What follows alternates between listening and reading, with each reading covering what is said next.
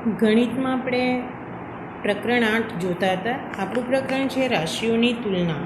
છેલ્લે આપણે રાશિઓની તુલનામાં ગુણોત્તર અને પ્રમાણની વાત કરેલી. હવે આપણે ટકા રાશિઓની તુલના માટેની બીજી સરખામણી કરવા માટેની એક બીજી પદ્ધતિ છે ટકાવારી. તો ટકા એ એવા અપૂર્ણાંકનો અંશ છે જેનો છેદ 100 હોય. એક વાક્યમાં આ વસ્તુ સમજાવી. આ જ વસ્તુને આપણે જરાક ડિટેલમાં સમજીએ. તમારી ટેક્સ્ટબુકનું જ ઉદાહરણ લઈએ આપણે કે મણકાની સંખ્યા આપેલી છે 8 અને મણકાનો રંગ છે લાલ. તો એનો અર્થ શું થયો કે મણકાઓની કુલ સંખ્યા આપણને આપેલી છે 20. એનો અર્થ શું થયો કે 20 મણકામાંથી 8 મણકા લાલ રંગના છે અને 20માંથી 12 મણકા વાદળી રંગના છે. તો આ જ વસ્તુને અપૂર્ણાંકમાં કઈ રીતે દર્શાવીએ? તો 20માંથી 8 એટલે કે એને અપૂર્ણાંક સ્વરૂપમાં દર્શાવીએ 8/20 અને અપૂર્ણાંકમાં દર્શાવાય 12/20.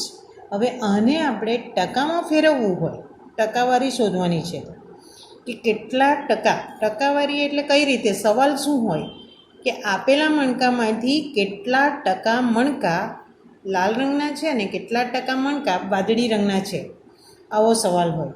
તો કેટલા ટકા આ સવાલ પૂછાય છે, તો એને માટે આપણે આને ટકામાં ફેરવવું પડે. અને આગળ જોઈ ગયા એમ ટકામાં ફેરવવા માટે આપણે અપૂર્ણાંકને 100 વડે ગુણવું પડે.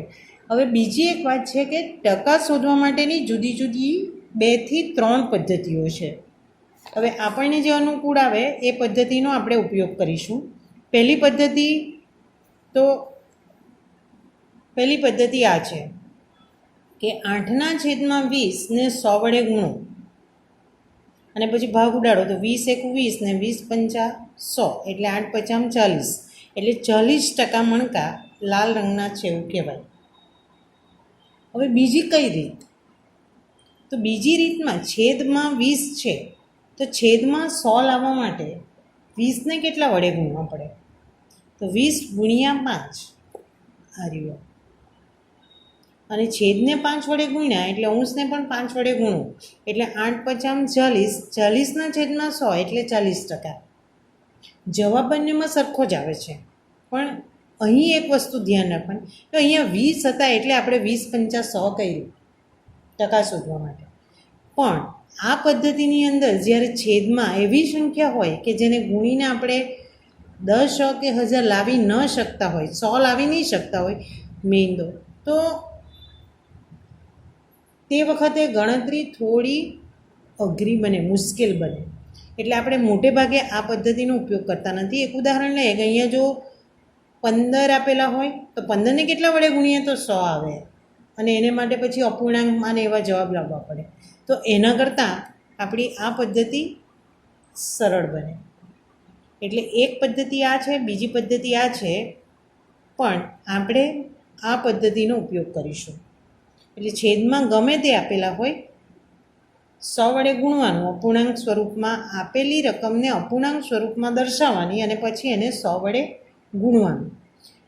આખા ચેપ્ટરમાં આપણે આ પદ્ધતિનો ઉપયોગ કરીએ. પણ હજુ પણ એક ત્રીજી રીત છે જે નોર્મલી પહેલાં વપરાતી હતી કે આ જ વસ્તુને તમે પદ મૂકીને ગણી શકો. પદ મૂકીને કઈ રીતે? તો 20 મણકામાંથી લાલ મણકાની સંખ્યા 8 છે તો 100માંથી કેટલા ટકા શોધવાના હોય તો 100 નીચે આવે એવું આપણે શીખી ગયેલા. એટલે આપણને શું મળશે? 100 × 8/20 એટલે આમાં આપણને આ મળી જાય. એટલે આ પદ્ધતિ અને પદ મૂકવાની પદ્ધતિમાં જવાબ ગણતરી લગભગ સરખી છે. પહેલાંમાં એક પદ વધારે છે ને જ્યારે આમાં અપૂર્ણાંક સ્વરૂપે દર્શાવો, આટલો ફરક છે. દાખલા ગણતા જઈશું એટલે આપણને ખ્યાલ આવતો જશે. મેં 1-2 દાખલા પદવાળા પણ બતાવેલા છે. તમને આમાંથી કે પદવાળી બેમાંથી જે રીત ફાવે એ રીત કરવાની, આ રીત કરવાની નથી. પણ આ રીત પણ છે એ દર્શાવવા માટે આ એક સમજૂતી આપેલી છે. બરાબર? ચાલો હવે બીજો મુદ્દો, અપૂર્ણાંકને ટકામાં ફેરવવા આપેલ અપૂર્ણાંક સંખ્યાને 100 વડે ગુણવું. આપણે જે ઉદાહરણ લીધું એ જ છે, એનું એક બીજું ઉદાહરણ લીધું છે મેં. દાખલા તરીકે 4/5ને ટકામાં ફેરવો એવું પૂછેલું હોય તો 4/5 ગુણ્યા 100, 20 × 5 100 એટલે 20 × 80 એટલે 80%. દશાંશ સંખ્યાનું ટકામાં રૂપાંતર કરવું હોય તો એ કઈ રીતે થાય? તો દશાંશ સંખ્યાને ટકામાં રૂપાંતર કરવા માટે પ્રથમ દશાંશને અપૂર્ણાંકમાં ફેરવી 100 વડે ગુણવું. એકવાર અપૂર્ણાંકમાં ફેરવાઈ જાય પછી તો આ જ પદ્ધતિ. તો દશાંશ સંખ્યા છે, દાખલા તરીકે 0.75, તો એ દશાંશ સંખ્યા કહેવાય. હવે એને ટકામાં ફેરવવું છે એટલે એને પહેલાં અપૂર્ણાંકમાં ફેરવો, તો 75/100 એ અપૂર્ણાંકમાં આવી ગયું. હવે એને ટકામાં ફેરવવું છે એટલે એને ગુણ્યા 100, 75/100 ગુણ્યા 100 ઉડી ગયા એટલે જવાબ આવ્યો 75%. તો આ રીતે દશાંશ સંખ્યાને ટકામાં ફેરવી શકાય. હવે એનાથી ઉલટી પ્રક્રિયા કે જો ટકા આપેલા હોય તો ટકાને અપૂર્ણાંક કે દશાંશમાં ફેરવવું હોય તો શું કરવું? તો ટકાને અપૂર્ણાંક કે દશાંશમાં ફેરવવા માટે 100 વડે ભાગવું. દાખલા તરીકે 25% આપેલા છે, હવે એને અપૂર્ણાંકમાં ફેરવવા છે એટલે 25/100 એટલે આપણને અપૂર્ણાંક મળી ગયા. ને એને દશાંશ અપૂર્ણાંકમાં ફેરવવાના એટલે 25/100 ને દશાંશ સ્વરૂપમાં શું લખાય? તો 0.25. એકમ, દશક ને 100, 0.25. તો આ બધા જે આપણે અપૂર્ણાંકને ટકામાં ફેરવો, દશાંશને ટકામાં ફેરવો કે ટકાને દશાંશમાં અને અપૂર્ણાંકમાં ફેરવવો, એ જે આપણે શીખી ગયા એના ઉપર આધારિત આપણું છે સ્વાધ્યાય 8.2. તો હવે આપણે સ્વાધ્યાય 8.2 શરૂ કરીએ. પહેલો પ્રશ્ન છે આપેલા અપૂર્ણાંકને ટકામાં ફેરવો. અપૂર્ણાંક આપેલો છે 1/8. આગળ જોઈ ગયા તેમ અપૂર્ણાંકને ટકામાં ફેરવવા માટે 100 વડે ગુણવાનું એટલે 1/8 બરાબર 1/8 ગુણ્યા 100 એટલે ટકામાં ફેરવાઈ ગયું. હવે આપણે સાદું રૂપ આપવાનું છે. 4 દુ 8 ને 25 ચોગુ 100 એટલે 4 4 ઉડી ગયા એટલે ઉપર બાકી રહ્યા 25 અને નીચે બાકી રહ્યા 2 એટલે કે 25/2% અને 25/2 કરો તો 12.5 આવે એટલે 12.5%. બરાબર. ચાલો હવે બી 5/4. તો 5/4ને ટકામાં ફેરવવા માટે 5/4 ગુણ્યા 100 લખવું પડે અને ભાગ ઉડાડો. 25 ચોગુ 100, 4 એકુ 4 ને 25 ચોગુ 100 એટલે 5 ગુણ્યા 25 એટલે 125%. 25 ગુણ્યા 5 એટલે 125%. ચાલો હવે સી 3/40. 3/40 ગુણ્યા 100 બધામાં એક સરખું છે. હવે એ તો તમે જાતે પણ કરી શકો. 3/40ને ટકામાં ફેરવવા 3/40 ગુણ્યા 100 ભાગ ઉડાડો. 1 0 0 ઉડી ગયા, 2 દુ 4 ને 2 5 10 ઉપર બાકી રહ્યા 3 ગુણ્યા 5 અને નીચે બાકી રહ્યા 2 એટલે કે 15/2% અને 15/2 એટલે કે 7.5%. હવે ડી 2/7. 2/7ને ટકામાં ફેરવવા માટે 2/7 ગુણ્યા 100 કરવું પડે એટલે એ ટકામાં ફેરવાય. હવે અહીંયા કોઈ ભાગ ઉડતો નથી એટલે 2 ગુણ્યા 100 કરીએ તો 200 અને છેદમાં 7 એટલે 200/7%. અને એને પણ આ રીતે દર્શાવવું હોય તો પોઈન્ટમાં પણ જવાબ આવ્યા જ કરે એટલે એને આપણે આ રીતે દર્શાવીશું 28.4/7%. ભાગાકાર કરી જોજો એટલે આવો જવાબ આવશે તમારો. હવે આ રીતે મેં બતાવેલો છે. જુઓ 200/7 કરો તો 4 આવે અને પછી પાછા 7×5 દર વખતે 5 5 આવ્યા કરે અને તમારો જવાબ દશાંશમાં પણ લાંબો ચાલે એટલા માટે એને આ રીતે દર્શાવેલું છે. હવે પ્રશ્ન 2 આપેલા દશાંશ અપૂર્ણાંકોને ટકામાં ફેરવો. પેલું અપૂર્ણાંકને ટકામાં ફેરવ્યા, હવે દશાંશ અપૂર્ણાંકને ટકામાં ફેરવવાના છે. તો પહેલી સંખ્યા છે 0.65. તો પહેલાં તો દશાંશ સંખ્યાને આપણે અપૂર્ણાંકમાં ફેરવવાની. તો 0.65 એટલે 65/100. આ તો આપણે છે ને એકમ, દશક અને 100 એટલે 65/100. હવે 65/100 ગુણ્યા 100 ટકામાં ફેરવવા માટે 100 વડે ગુણવાનું. એટલે 100 ઉડી ગયા એટલે તમારો જવાબ આવે 65%. બરાબર. ચાલો હવે બી 2.1.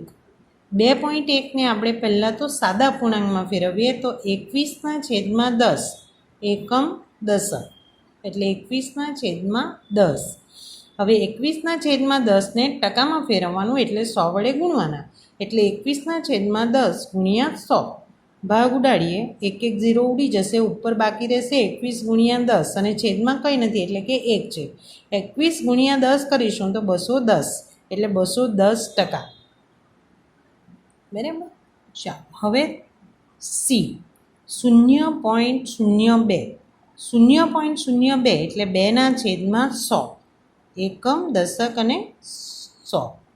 બરાબર. 2/100 ટકામાં ફેરવવા 100 વડે ગુણવાનું એટલે ગુણ્યા 100%. 100 ઉડી ગયા એટલે જવાબ આવે 2%. બરાબર. ચાલો હવે ડી 12.35. 12.35 એટલે 1235/100 એકમ, દશક અને 100 એટલે 1235/100. આ અપૂર્ણાંક સ્વરૂપ આવ્યું. હવે એને ટકામાં ફેરવવા માટે 100 વડે ગુણવાનું એટલે 1235 ગુણ્યા 100 છેદમાં 1235/100 ગુણ્યા 100%.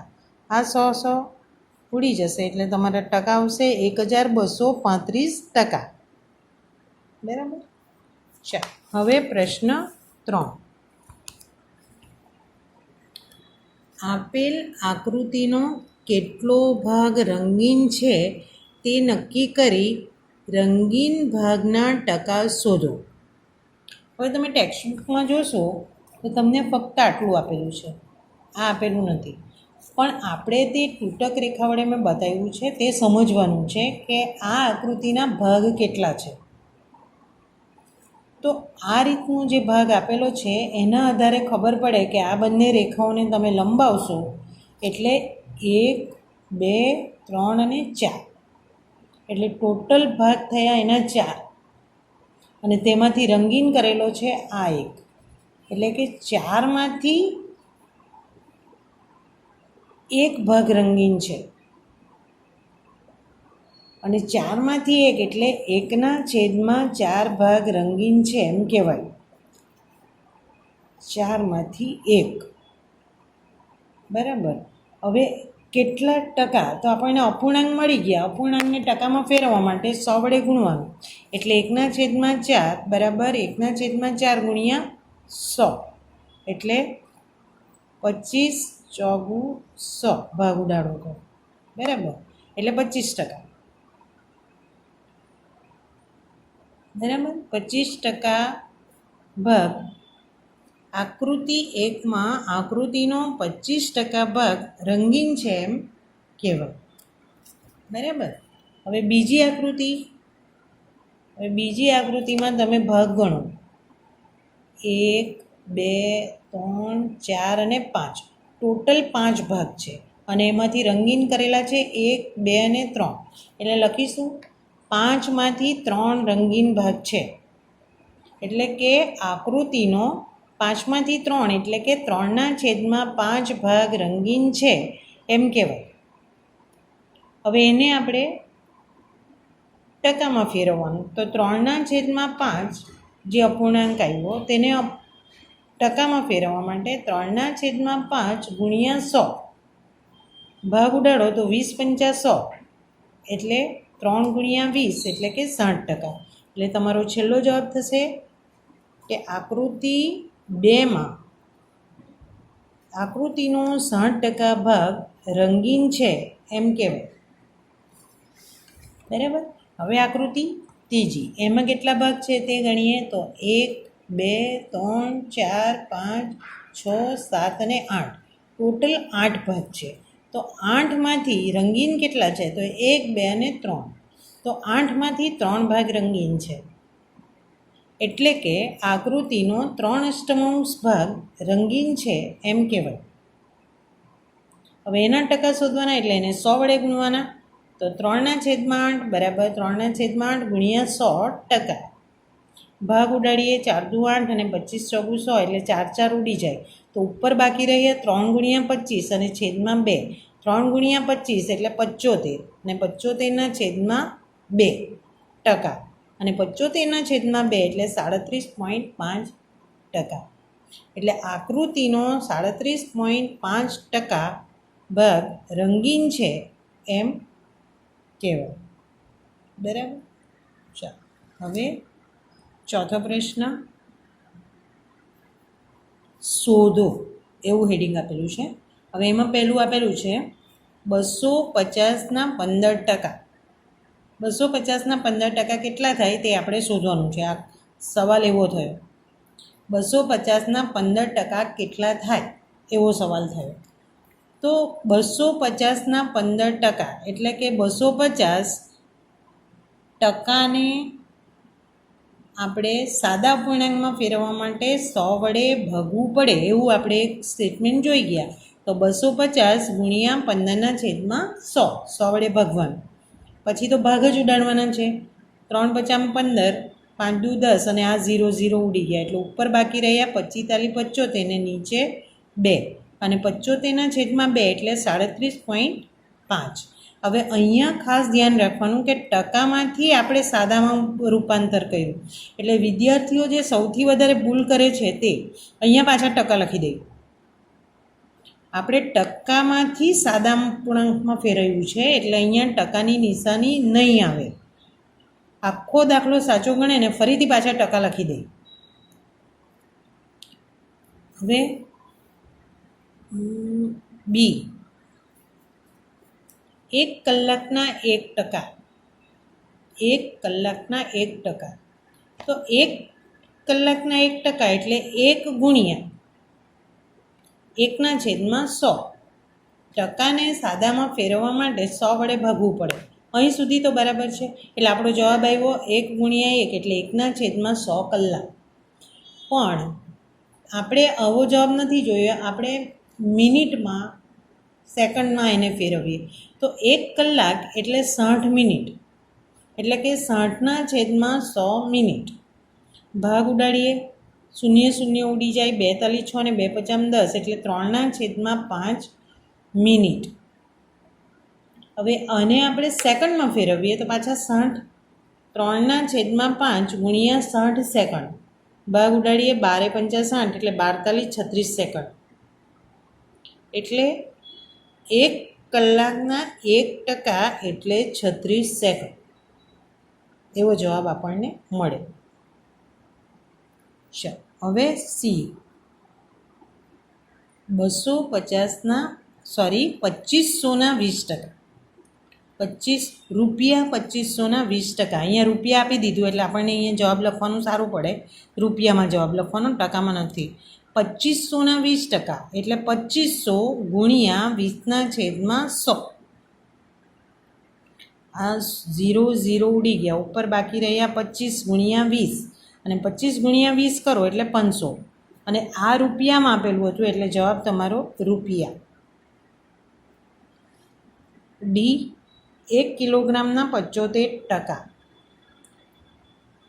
1 કિલોગ્રામના 75% એટલે 1 ગુણ્યા 75/100 કિલોગ્રામ.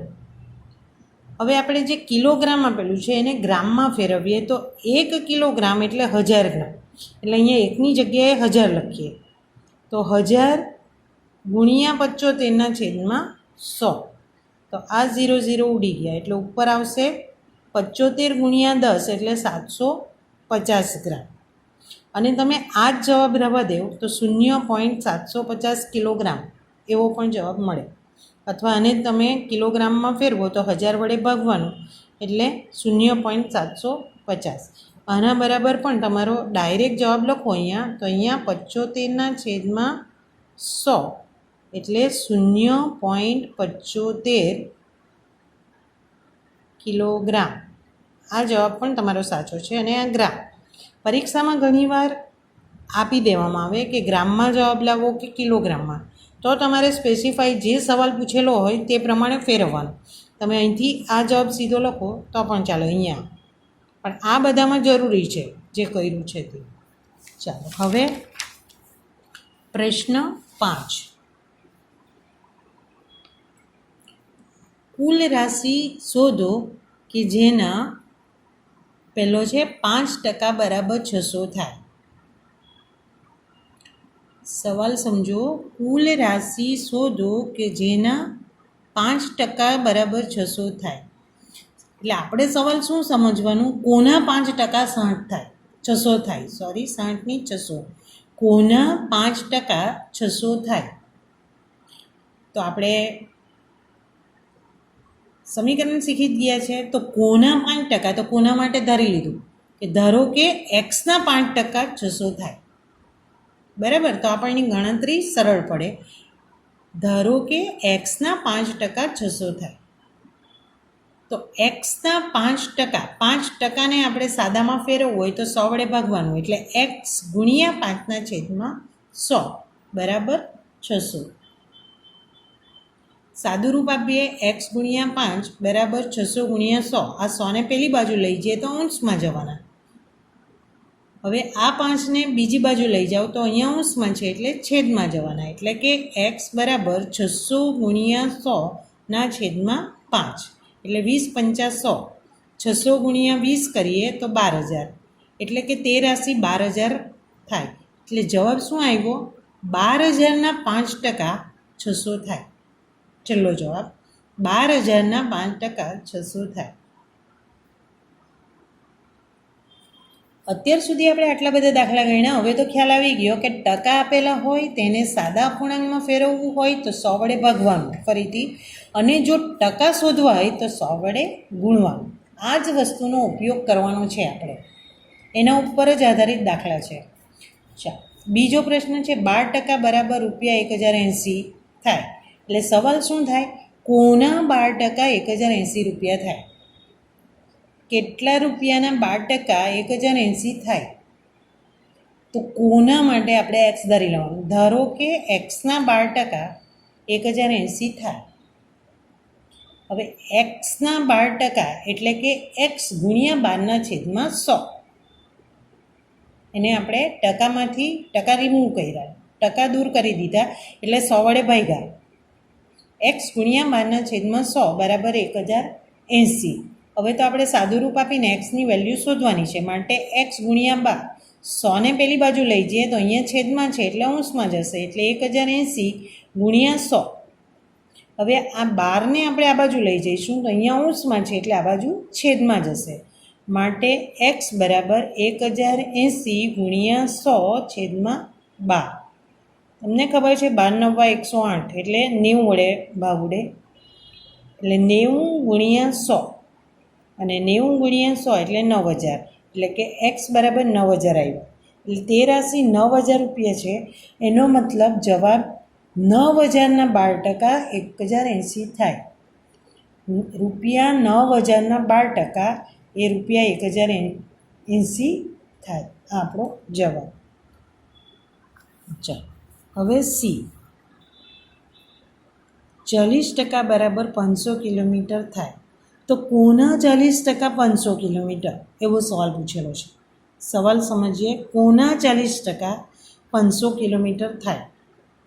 તો આપણે ધારી લીધું, ધારો કે કોના એટલે એક્સના, ધારો કે એક્સના 40% 500 કિલોમીટર થાય. માટે એક્સ ગુણ્યા 40/100 બરાબર 500. માટે એક્સ ગુણ્યા 40 બરાબર 500 ગુણ્યા 100.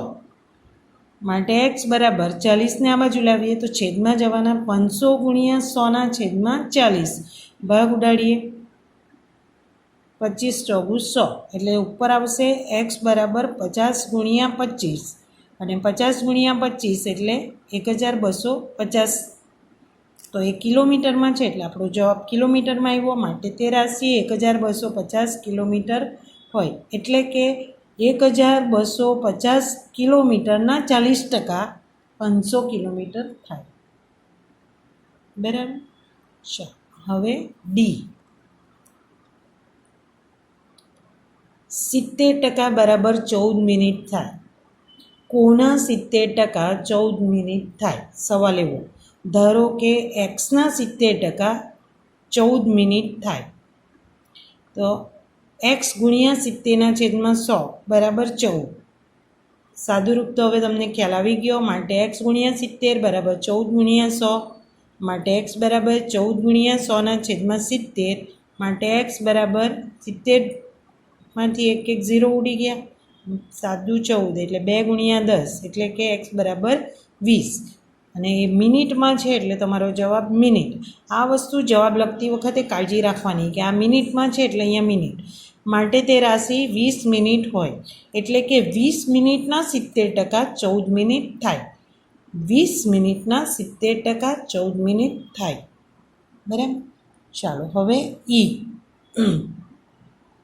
8% ને 40 લીટર એટલે કોના 8% 40 લીટર થાય?